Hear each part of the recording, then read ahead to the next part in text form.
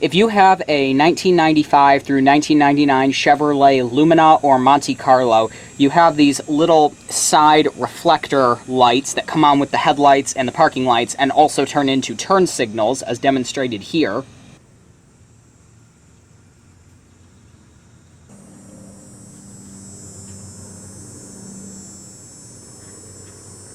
When the headlights are turned on. As you can see, this is the one on the driver's side. This particular vehicle is a 1995 Monte Carlo, and of course the bulb in here has burned out.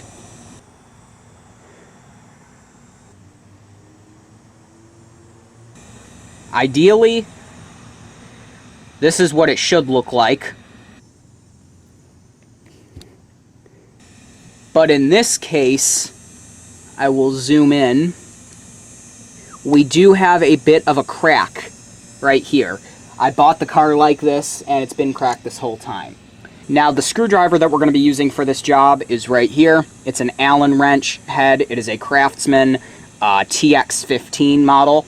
And basically, I just went through my whole toolbox with the Allen wrench screws that I have, and then found out which one fit. So what we will do is, of course, come in here. Now, we have to be careful because this one is cracked. So we're going to undo it slowly and carefully.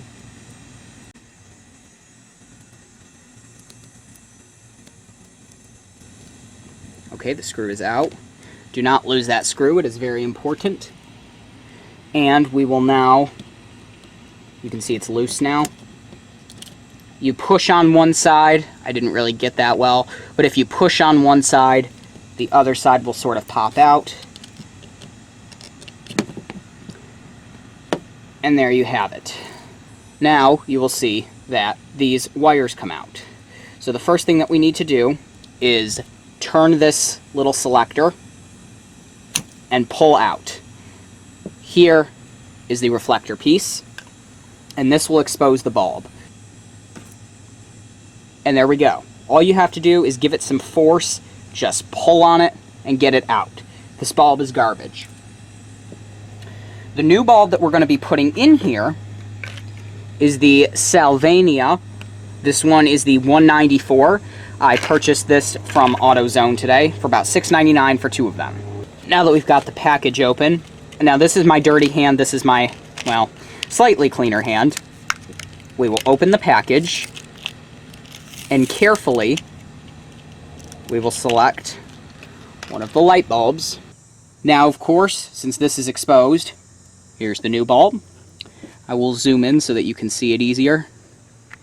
All we have to do is take this bulb and seat it right in there and give it a good push.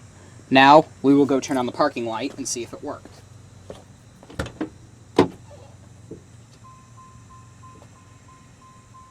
And there we have it. Now we know this bulb is in fact working. So what we will do now is just do the reverse order of what we did. Here is the shade. You put this, I demonstrated how to take it off, I'll put it back on. There's little rivets on the shade, as you can see right here on either side, right where my finger is.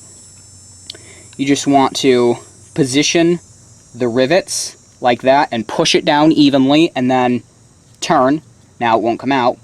And now you just line up the screw hole with the hole in there.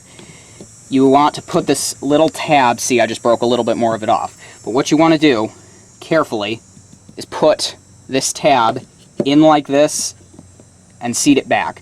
Ideally your shade would not be cracked, as I showed in the beginning how this particular one is. So now all we will do is carefully, since like I said it's cracked, take the screw, position it back up, and start tightening it again. Which is of course a little difficult because this particular one, as shown, is cracked.